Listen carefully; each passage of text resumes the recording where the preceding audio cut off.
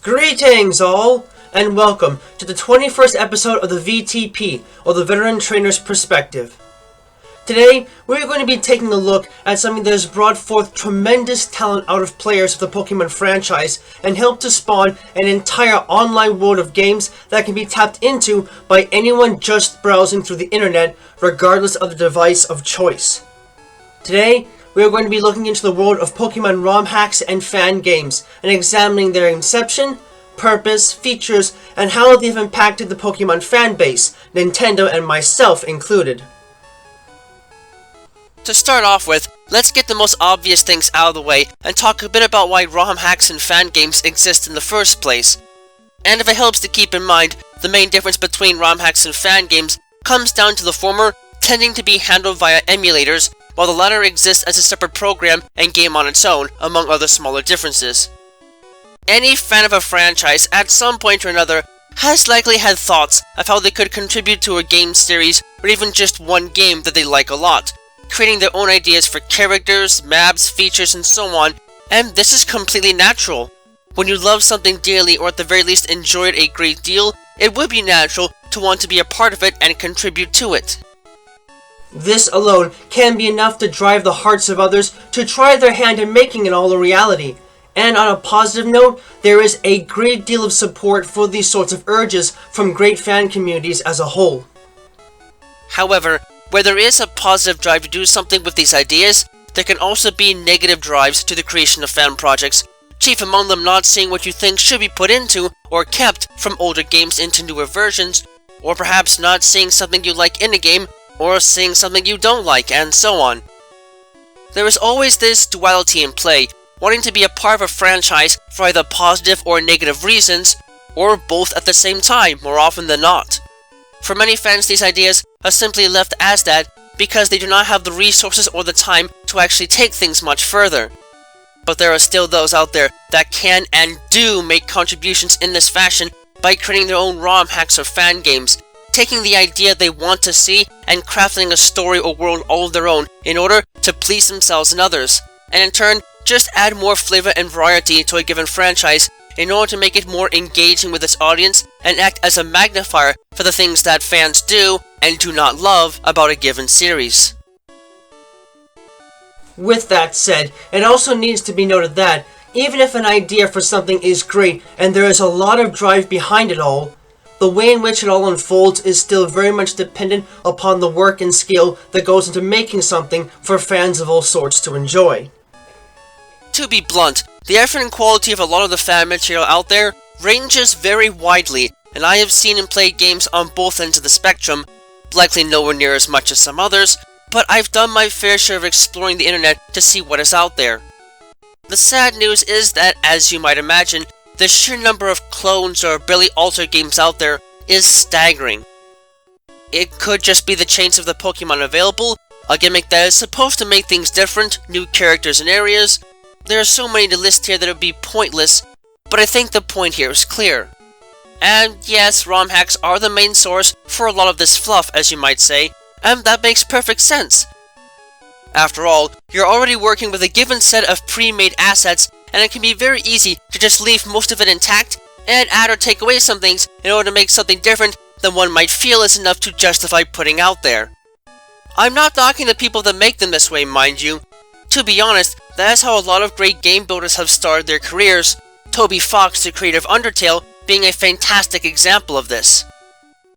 Still, it is easy to see that, for many, this means that the sheer volume of simple games is quite staggering, and serves as a way of testing the waters to see if one has the skills needed to take their craft further. But at the same time, especially on the end of true fan games, there are those that stand out and truly shine as something all of their own, as is the nature of those kinds of games, where the talents of creators are put to the ultimate test in making new assets, new worlds, and so much more. And this is where the Pokémon fanwork communities really show their stuff. At the higher quality end of the scale, we can clearly see how people are able to use the franchise they love as a slab of basement rock of sorts, not treating it as a skeleton alone, but also the foundation upon which they can build their own worlds and creations on. These are the sort of projects that can really show how far the fan community wants to and can push the boundaries of what to expect from a franchise. Whether it's a ROM hack or a full-blown fan game, those that truly put in the effort to make their wildest dreams reality are worth respecting, and it is a clear sign of just how much a franchise is adored by its fan base. This does indeed apply to pretty much any sort of franchise, but it rings the truest here for Pokémon by the nature of the simple yet complex mechanics that govern the series, and the care and love put into it right from its original creators in Game Freak. And to speak further on that, the sheer creativity that is put into a lot of these fan projects can be immense and vary to such a degree that any major product can have its own niche in the fan community, and truly stand above the rest when it comes to the ways in which they grant their creators the freedom to experiment as they wish. Making new visual assets is likely one of the first things that can come to mind, as it is common enough to be nearly ubiquitous. With the right people at the helm, it is possible to make a world that certainly resembles the franchise it is based on, but at the same time looks and feels fresh, like it is something brand new made for a whole new audience, and that often is a serious point that creators use to diversify and make the work stand out among both official and other fan projects. It's one thing to create an entire game from scratch just because you want to put your ideas out somewhere, but there is much more meaning to it when you're doing so to either fill a gap you see in the community that you can fill, or to create a new, exciting story to bring players into something to get them engaged and happy to take part in seeing how a game will ultimately unfold. Beyond just the story, there's also the idea of creating new features like Fakemon, something I have mentioned more than a bit in my past reviews of ROM hacks and fan games. These creatures can come in a variety of different forms, with powers and abilities that can make them stand out from the normal canon pack, and give something new for players to experience that can change the way they play their games, and in turn, hopefully create an adventure that feels completely fresh and new just from the basic mechanics of capturing and raising Pokémon. Heck, even if there is nothing truly original to a game, the way that features and mechanics from official canon games are used together can be a treat, as some projects now focus on cramming in as much from previous game generations, especially in the case of Pokémon, to capture the essence of the franchise and show all that can be done with it when put together in the right way, with careful thought and balance. However, on a personal note, I feel that I must also make it clear that putting everything just into one game is not always the best approach to this. Games like the last Fire Red version that try their best to really cram as much content in as possible lack this sort of balance, while older games like Pokémon Reborn still have plenty of features to them, but don't try to cram too much in so the player can feel like that, while there is still a lot to do, it is manageable and engaging. Less is more, as some might say. However, with all of this said and the good that comes with it, there are some things that both work for and against these creations, and it is this sort of gray area where division can sometimes occur. And I will openly admit that I do have some stake in these topics. First, there's the issue of whether a game project is good, regardless of whether or not it is finished. And yes, you'd be surprised to see just how many projects out there never got finished or have issues that were never corrected. This can happen for a number of reasons, and each offer their own unique issues and hurdles. Some creators might not have the real drive to keep going with something, so it is merely left there for anyone to fiddle with it. They don't have the time to do much with it, or otherwise have moved on. For some, it may be that the people that are helping to create the game have left, and adequate replacements cannot be found, so the project withers and dies. Perhaps the response to the game is not very favorable initially, or creates controversies that keep it from ever reaching the end of the production line. Or, as has been seen in recent times and will be covered in its own section, that there are higher powers in the community, or even the game industry itself, that conspire to destroy something, or at the very least, keep people from ever drawing attention to it, away from what official releases are trying to reach in regards to popularity. Regardless of the reason, when these games get cancelled, as current culture might put it, or otherwise are stuck in development hell, there arises the question of whether or not the product as it is, complete or not, is truly worth playing through if it never became everything it was supposed to be. For me, the answer is appropriately ambiguous, but I do have a few sticking points I would like to bring up. I am a completionist at heart and in practice, so if I play a ROM hack or a fan game of any sort, there are always two things that need to be present for me to really want to go through with it all, or at the very least feel satisfied with the game. Being able to complete the main story, and the Pokédex. Nothing else really matters to me all that much, and if a game cannot deliver on that, then in my opinion, it is not worth playing. I have had more than one incident where I am just running through a game trying to do just that, only for an unknown glitch to stop my efforts completely and utterly, and for me, that is just wasted time to a man that hates wasting his time. I can't exactly hate the person responsible for these sorts of games if I don't know what really happened, but at least examples did come from individuals just moving on and not caring about the state of their projects, so you can say that it's rubbed me the wrong way more than once. Still, I will admit that even those that are not complete can still prove to be worth it. I managed to play through Pokémon Uranium once as an example, and while the DLC intended for it by its creator never saw the light of day thanks to legal issues, the game itself is still otherwise complete and definitely worth a playthrough. Even Pokémon Reborn, which is seemingly stuck in development hell right now, though still slowly getting worked on, is still worth the experience. Though, if I am being honest, don't be like me and play through it multiple times, only to realize that the final version and current saves will likely not be compatible. Because Reborn is a long and hard game, and all the effort for seemingly no serious payoff at the end is a massive letdown. So there are exceptions for me, but an unfinished game for me in general is just not worth it, no matter what, though others will have opposing opinions, hence the grey nature of this particular aspect of fan creations. Another major issue of contention that has personally soured my look over fan projects is how difficulty is handled with a lot of them. It's become pretty popular in the fan community to comment on the level of difficulty of modern canon Pokemon games, and more often than not, it's a comment on how easy the games these days feel compared to how they used to be for many. Because of that, some will go the extra length to make their games as difficult as they feel they need to be. Now granted, when this sort of phenomenon started up years ago, it was indeed a novel thing. Games like Pokemon Snake and especially Pokemon Reborn did their best to crank up the difficulty to make the games as hard as they could without being too much so to ever get through, and it was indeed refreshing. However, I also believe that over time, the real sense of importance to all this has been forgotten. Reborn is one example that has been around for a very, very long time, and its core theme is indeed comparable to Dark Souls, but for the actual right reasons. It's difficult as hell, but fair. The fights in it are meant to challenge every single skill set available to you as a trainer and to make the utmost of available Pokemon and other resources that you can. And Reborn is an example that continues to follow this trend of extremely hard but fair, even if it is again still sort of stuck in development hell with very slow progress. And it is that state of fairness that honestly drew me to Reborn in the first place, and while it can be frustrating to play through if you have no idea what you are doing, and it is thus best for players that are veterans of the series, it is also satisfying to see all of your hard work pay off by defeating tough opponents with what Pokemon you have access to at any moment in time.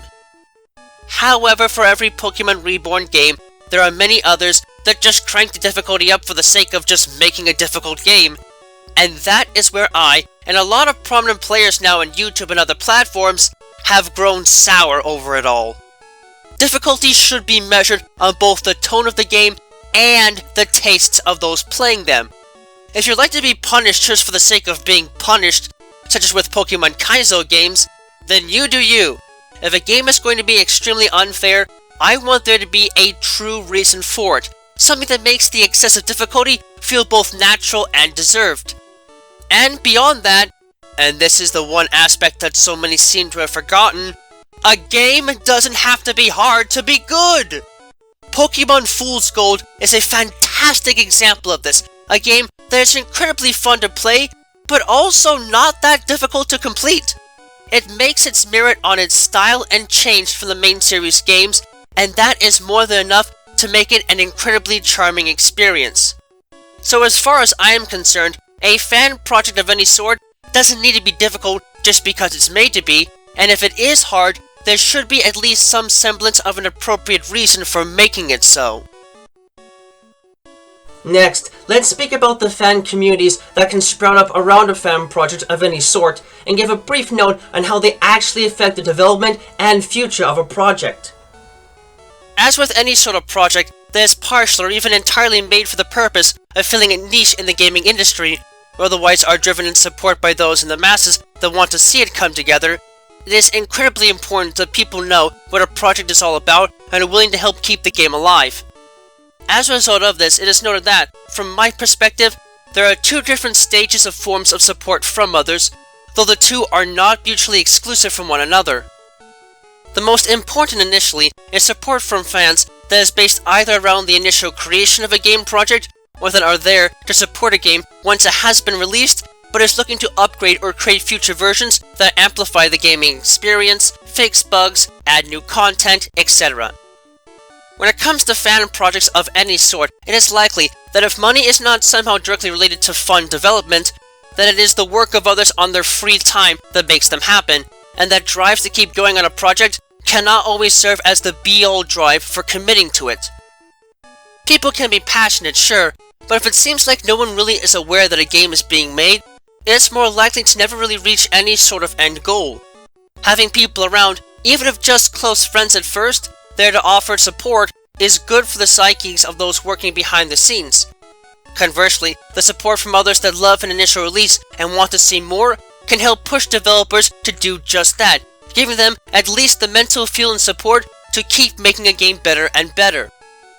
At the same time, there is the second group of fans that exist because of a game's release and popularity that stick around to not only give support to the creators, but more importantly, give support to others to retain their love for a game and make it more likely for all to stick around and become an active part of whatever community around said game is around. These sorts of communities are there to help increase the longevity of a game project, and in doing so, keep a game alive long after it is published. Together, these two groups work to make their own little world around a fan project and in turn elevate it to something with a potentially large following, and reward great respect to those that tirelessly work to make said games a reality. I have seen and been a part of such communities with both kinds of support in the past, especially on Discord, so I can attest to the value of these communities firsthand. At the same time, it is valuable that these fan communities be heard by a project's creator, and this is where the developers themselves come into the spotlight. Though the influence of their success is one that is often overlooked, it can nonetheless not be denied that those in the hot seat need to take a look at what their fans seem to want and find a way to at least bring to attention these wishes. At any point during and after initial development, it can be seen that the creators of fan games and projects of any sort are basically put in the same seat as the developers of the actual canon games of a series, and in turn must look back at their work and attitude from the opposite chair they were in at the onset of it all, as we discussed at the beginning of this report. This reversal can sometimes prove to be a bit too much for some to handle, and they can lose their way and not really listen to those that are asking for things, or at the very least not communicate with them in a fashion that their own fans feel is always adequate, which can start the cycle of games being made out of spite all over again. On the other hand though, it also offers creators the chance to take a look at what they have actually accomplished and are still working on, and use the feedback from their fan communities to improve what they are working on and make something better out of it, such as with updates and new versions of their game product. I give a big shout out to the developers of Pokémon Fool's Gold for this, as I've gotten the chance to talk to some of the developers on what their process has been like for developing their game and more than just the original base game.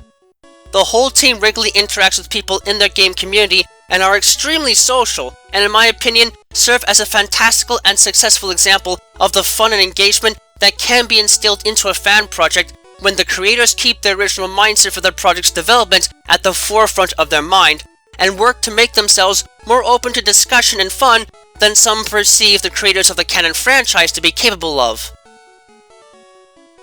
However, with this said, there is one other aspect to all of this that is almost impossible to avoid in a situation like this, and it is the one aspect that has caused immense headaches as of late and served to put the fan community at odds with all of it.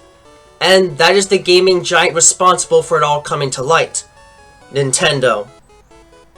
I won't go into the full details of everything here, but to give a summation of how Nintendo has been impacting the fan game scene and the response to it, well, they don't like others using their IPs, it seems, in seemingly any way, and have often used their power of copyright claim to make it difficult and bitter for many fan communities. Now, Nintendo has a lot going on every single day, and can't exactly target every single example of someone using their IPs in an unauthorized manner, but they are nonetheless known these days for being more than a bit trigger-happy when it comes to the use of their property. Many fan projects, some of the most infamous examples being Pokémon Prism and Pokémon Uranium, have been snuffed out of life because of cease and desist orders from corporate. And even if the creators of these games and many others wanted to, there really isn't anything they realistically can do to fight these letters. Nintendo can afford the best legal team they can get a hold of, and one or even a small group of people isn't going to be enough to come close to stopping them. This has been the source of much bitterness from the fan community for some time now, and has made it harder for others to make the most of their efforts in their projects. But from where I stand, I can understand both sides of the coin to at least a minor degree.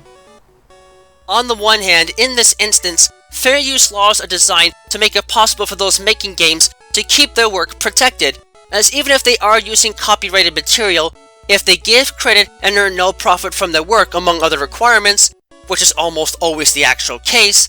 then there isn't exactly a fair law that can be nailed onto them to force a total shutdown of things. However, on the side of Nintendo, they have had recent bad experiences with people leaking valuable information that is not supposed to be known to the wider general audience, with Pokémon beta content in particular. Plus, it has been seen that a lot of projects in general that get shut down by them seem to be as a result of Nintendo and its associated developers working on something similar and don't want fan projects taking up anything that could damage their profits. This sounds pretty scummy and like a stifling of creativity, but people often seem to forget that Nintendo is a business first and foremost and has leaned more heavily on that aspect in recent years. I can't say that I understand fully what is really going on over at Nintendo's end of all of this, so I can't see my words here are completely objective, but their overuse of their copyrighted protection has rubbed a lot of people the wrong way, and for good reason. It's made it harder for massive ambition to make its way into the scene as a result, and while some are doing their best to skirt around Nintendo's gaze, for the moment, the parent company of Pokémon hasn't done a good job of listening and taking care of its community, and the ever-growing fan project community seems to reflect this. With all of this said though, looking back at what's been discussed here, I do think that sometimes there is one important thing that gets lost in the shuffle, and something that regardless of what might be thought of them, that the main series Pokemon games always do their best to capture. And that is the essence of not just being a game, but an adventure of one's own making.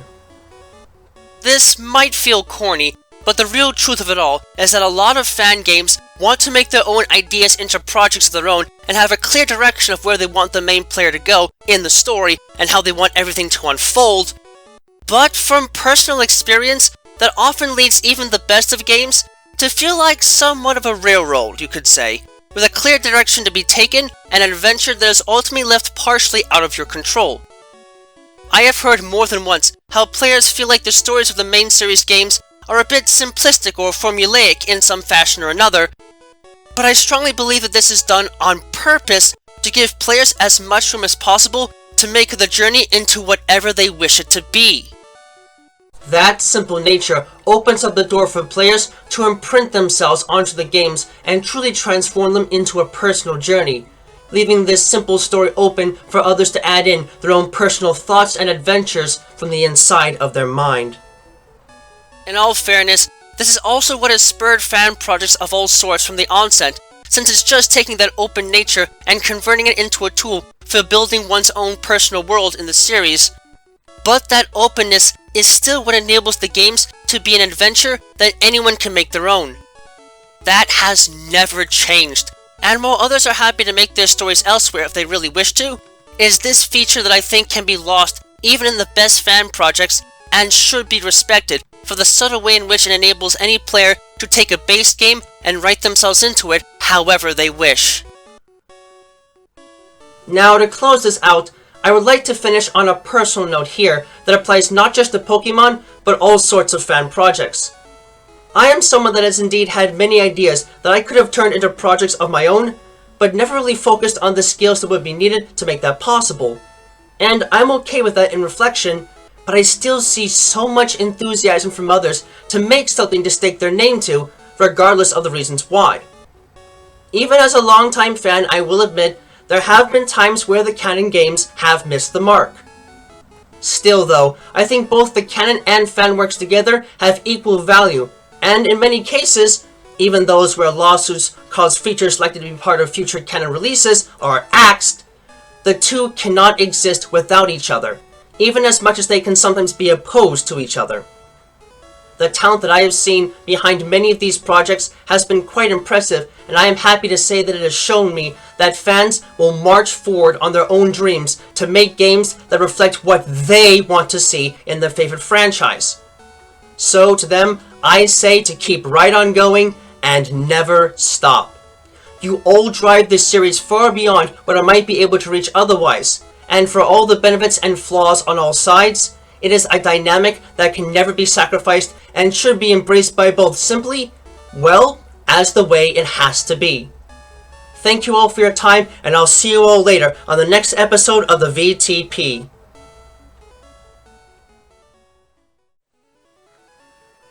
Thank you all for watching this video. It is always a pleasure to help teach others about the world of Pokemon and the many facets of it that exist in both the world we call home and the world they call home. If you'd like, please leave a comment and subscribe and ring the bell to this channel to get regular updates on content and anything else that might be going on. You can find me and my written work on DeviantArt under the name Titus, and be informed of information and content uploads on my Twitter page and my Patreon page. Donations are always welcome. Always remember, the world of Pokemon is a vast and varied place, and there's no telling what secrets might be hiding just around the corner. So keep watch, stay vigilant, and always prepare for the unexpected. Until next time, have a wonderful rest of the day.